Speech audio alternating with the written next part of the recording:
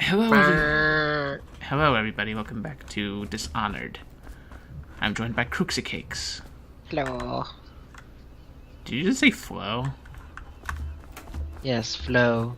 I'm progressive. Oh my god.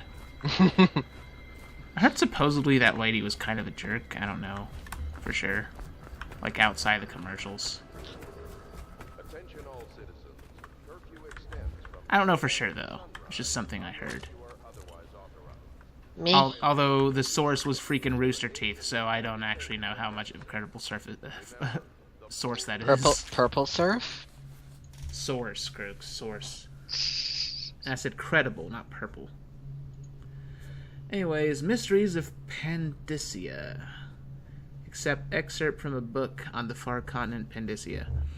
At the Academy of Natural Philosophy, they speak of the Pandysian continent as a place of wonder, where all of life has intertwined and blossomed across eons,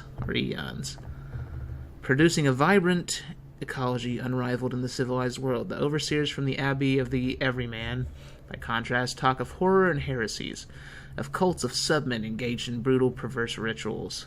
The few who have traveled to the far continent and come back to the Isles, those who have actually touched the soil there, have returned with notes that describe vast deserts, deep jungles, and outlandish creatures that defy belief. Once in a generation, a great effort is mounted to build a colony there, in hopes of this someday growing into a port city to rival Dunwall itself. But to date, these attempts have all ended in madness and failure.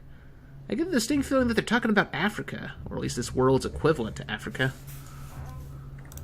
It sounds like British expeditions to Africa. Either that or South America. Because talking about outlandish creatures, that sounds like elephants or giraffes and things like that. That would probably freak people out in this time period.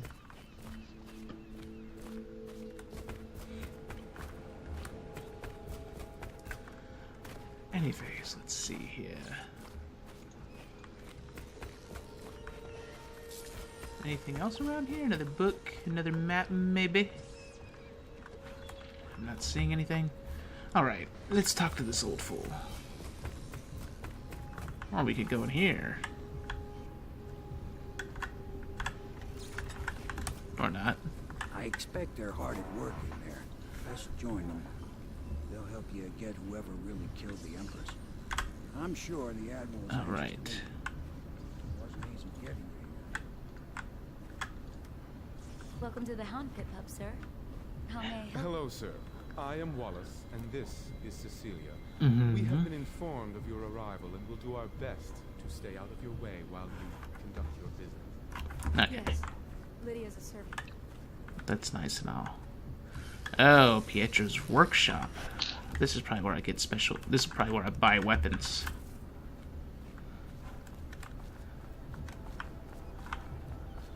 Can't open that door. Sorry, people, I'm just exploring before I go into that. It's just gonna be a cutscene anyways.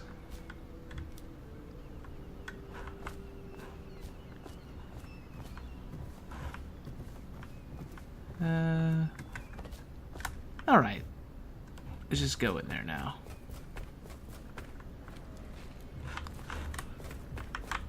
Over here. You cannot kill the rat plague. We can continue this later, Lord Penwall. The man of the hour is here. Corvo, I'm Admiral Havelock, a true servant of the Empire, like you. You all look the same. Until the Lord Regent heard you, he wouldn't recognize his claim. Like all their faces look like this caricature of some sort of painting style. But we all act as equals here at the Hound Pits pub. This is a momentous occasion, Corvo. I'm going to come out with you. We've been building a coalition of loyalists, aimed at ending the Lord Regent's tyranny and Do restoring tell. the throne. At risk of execution, we're committed to finding young Lady Emily and seeing her crowned as Empress. We've got big plans, but we can't do any of it without you. We need your skills, your ability in a fight, and in helping us, we're going to help you destroy the men who murdered the Empress. Alright. You must be exhausted. We can discuss this further after you've recovered. But before you retire, you should introduce yourself to Piero. He's challenging at times, but his industrious mind buys him that right. Okay, so now I can talk to the workshop guy and hopefully get some weapons that don't kill people. He's going to be crafting the gear. Mm-hmm. Go talk to him and then get some sleep.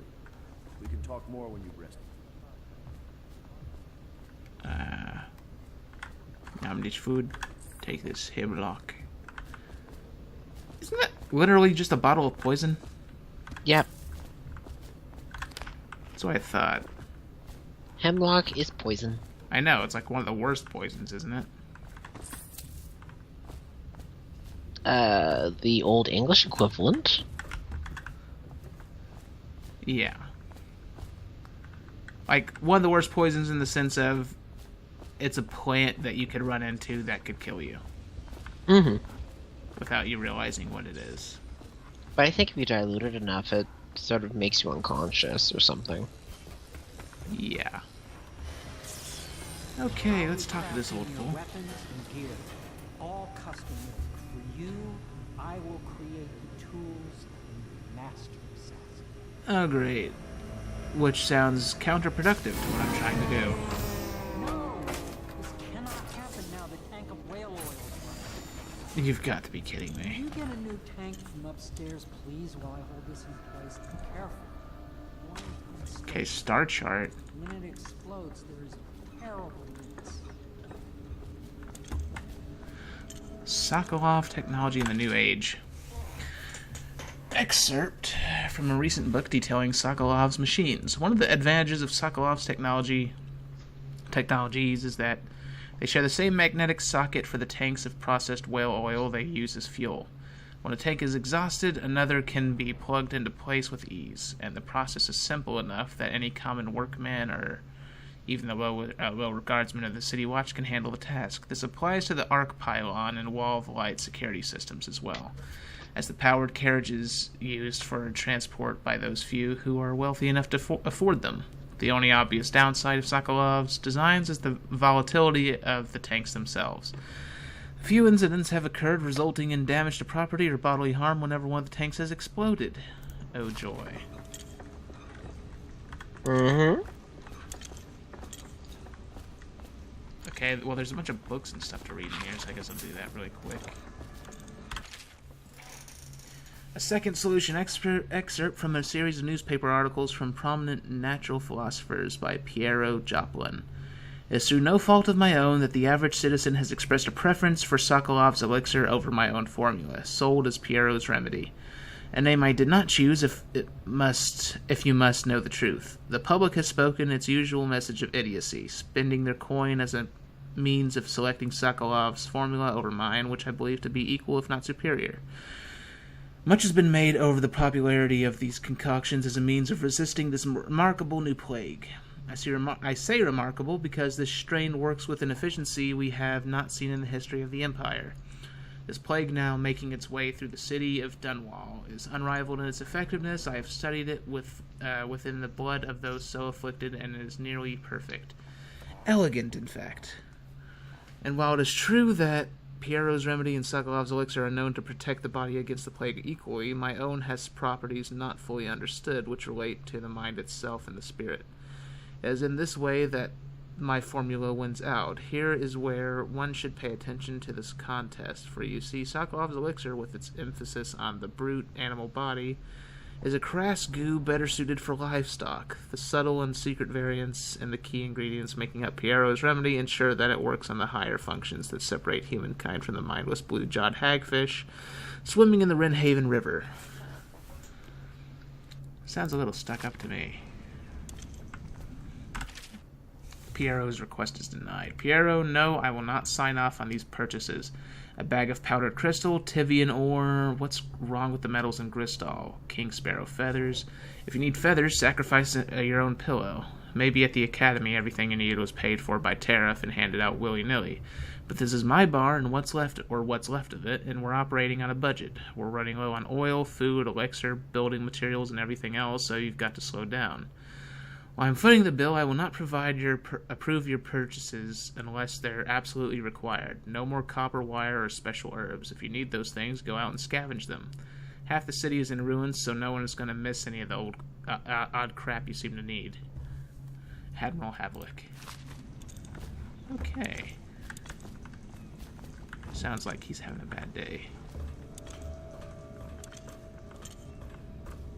Ooh, this looks like a portal. Open the trunk. Nothing of value is inside. Just books. Oh my god, another freak 2 books. God dang it. Fine. Excerpt from a manual on the new City Watch procedures, commissioned by the Lord Regent in the face of the growing rapid plague crisis. The dead counter is a position that will only be given to officers, usually of junior and middle grades. In most matters of edict or curfew enforcement, these officers will defer to the acting officer on duty. However, any dead counter will have command in situations related to the plague and the handling of the dead, including those with late-stage plague symptoms, called weepers in common parlance. That worries me right there. The name Weepers implies monsters, which makes me think it's some sort of creepy monster with blood coming out of its eyes. Starting in the month of rain, interested officers may apply for the test and, if accepted, for the 2-week training tour. Pay will be administered in coin and rations of elixir at 1 1/2 normal pay grade. Failed experiments. Excerpt from a series of lectures on natural philosophy by Piero Joplin. Of course, I have attempted to improve upon Sokolov's designs. Of course, and why not? After all, it is likely that his thinking was influenced in some small way by our time together at the Academy. We're all part of a community, striving to unknot the mysteries of the cosmos. Even those among us who possess the greatest minds are often led to a fruitful line of consideration by, how does one say it, our intellectual subordinates. Sokolov is no exception to this, despite the glamour of genius he has cast over the aristocracy. And further, it is true that many of my experiments have failed. No need to gossip about it behind my back, in your social clubs, and in the very chambers of the Academy itself. Great ambition requires risks. You may laugh now at my door to nowhere, but someday you will not. Your children will likely see it as commonly as you see the electrical lamps lighting our streets at the night. But a few short years ago, you would have laughed at Sokolov's arc pylon and wall of light. Your laughter, your condescending smiles, they are nothing but evidence of your own limited imagination. Okay. How many freaking books does this prick have? Jesus Christ. This entire episode is going to be nothing but reading. Screw it. Whale vivisection. Excerpt from the notes of a natural philosopher aboard a whaling ship. Remarkably, each specimen I had the pleasure of studying during the voyage possessed some minor variant in physiology. On the second leg of the trip, east of Tivia, the crew hauled aboard a female some 42 feet, or 42 inches in length, I'm guessing feet. I estimate she weighed 35 tons, and the ship sat low, rocking side to side through the night with her thrashing. By candlelight, I took her apart, sketching and taking notes. Against her bellowing, I cut into the massive tentacles around her mouth. Within, I found row upon row of teeth and a baleen running along the upper jaw. Through this broom-like structure, I assumed she filtered food from the water. She was too small to be chewed. Filtered food from the water that was too small to be chewed. Okay. So they cut apart a whale. Yummy. Whale oil processing expert from the founder of the Greaves Whale House by Ebenezer Greaves. Out at sea, they secure the beast with hooks, with lines cast from the main ship and from several smaller boats. Buoys keep the whale from diving deep. Once it's caught, a larger hook is driven through the tail, which is used to hoist the creature up through the chute. They moan and bellow for some time as the men get them onto the deck, then lift them into the scaffolding overhead. The ship adjusts its prow and returns to port in Dunwall, where the crew works on the great creature, slicing off the fattiest parts while it still lives. Sounds kind of cruel. Whale oil refining station. Sokolov no longer has the upper hand with regard to supplies of whale oil. The good admiral has paid for the installation of my own system, which will enable me to work in this place. The oil tank dispenser, when activated, will produce an empty vessel for filling. When the empty tank is held near the oil tank refill pump, the magnetic attractor should take the tank and lock it into the correct configuration. Using the lever will begin the refilling process. Once refilling is completed, the tank can be removed and placed in service. Extreme caution must be used in handling the full tanks. They are quite unstable. The system is sound and well engineered. It appears that the Greaves Oil Company has done something correctly for once. Crooksy? Crooksy Cakes! Yes, I'm here. Oh, you were just really quiet.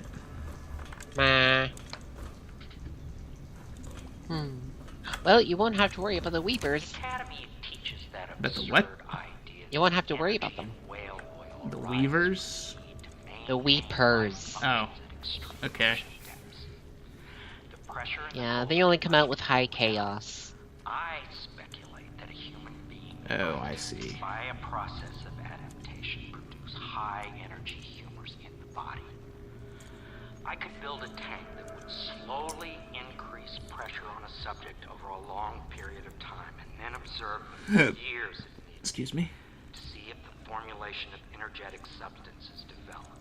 Sorry, just listening to this Surely audio the file. Empress would be able to furnish me with facilities subject to the necessary legal amnesty. Did this guy freaking say he wants to, like, squeeze someone for oil? Kind of sounded like it.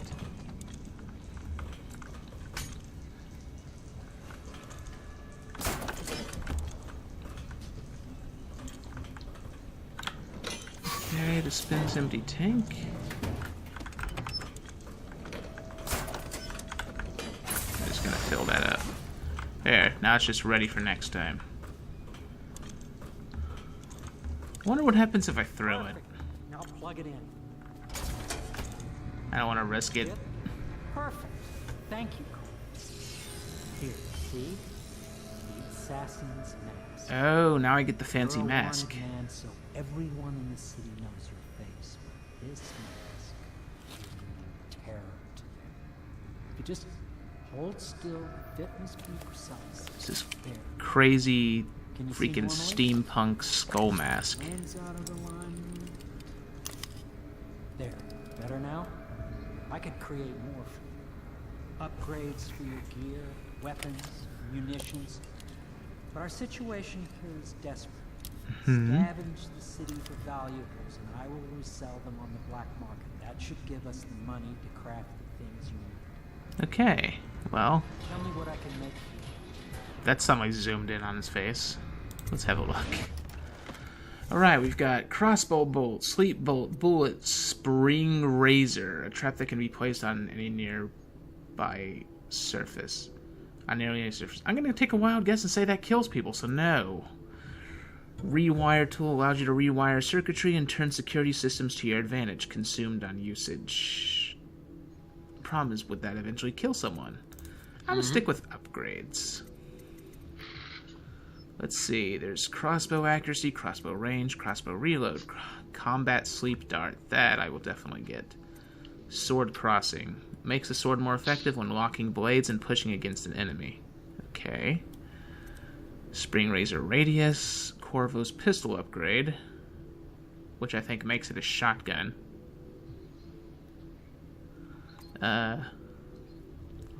Mask optics. These harmless upgrades are what's good for me. Harmless. Yeah.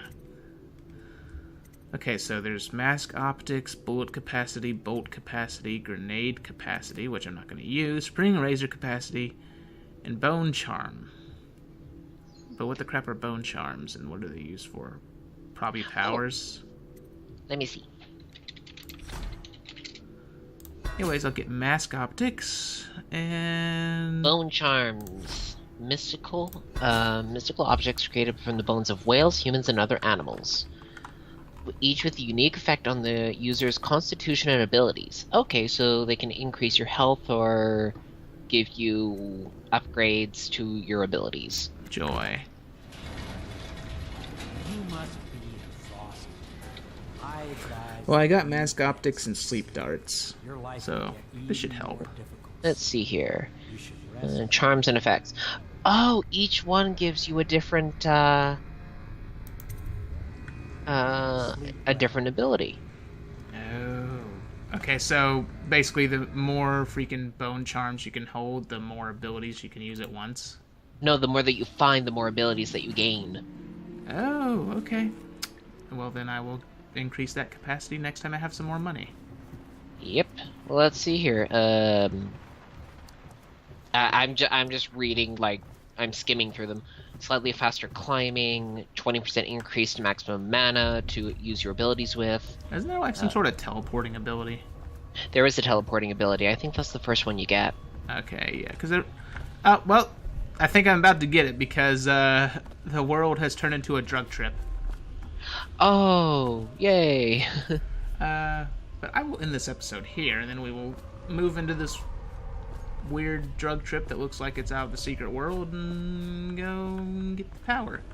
So if you lovely people enjoyed this, leave a like and subscribe, leave a comment, possibly leave a donation, poke the notification button, share the channel with your friends and your family and your puppies and kittens, and I don't know, make them watch the show. Do something.